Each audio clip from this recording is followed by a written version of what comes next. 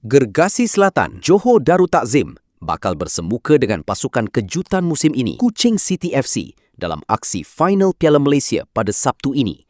Aksi ini boleh disaksikan secara siaran langsung di sini.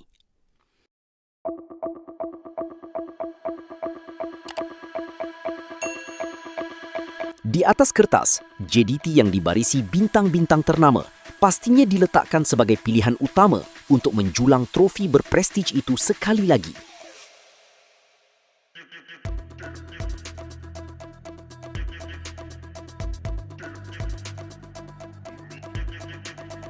Walau bagaimanapun, The Cats tidak boleh dipandang mudah. Keberhasilan mereka melangkah ke pentas final membuktikan bahawa kelab dari Borneo ini mempunyai strategi ampuh dan semangat juang yang tinggi untuk melakar kejutan terbesar dalam sejarah kelab.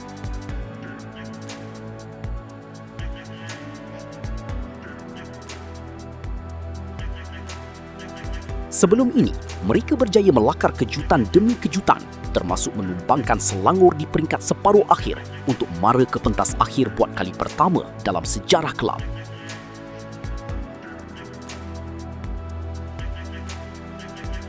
Kami tahu kualiti yang ada pada JDT, tetapi dalam aksi final, apa-apa sahaja boleh berlaku sepanjang 90 minit permainan, kata Camp Kuching City yang bertekad memberikan tentangan habis-habisan.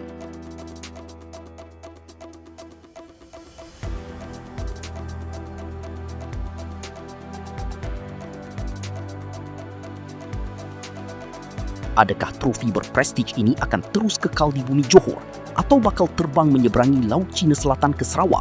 Segalanya akan terjawab pada aksi yang akan disiarkan langsung oleh Astro pada Sabtu ini, jam 9 malam.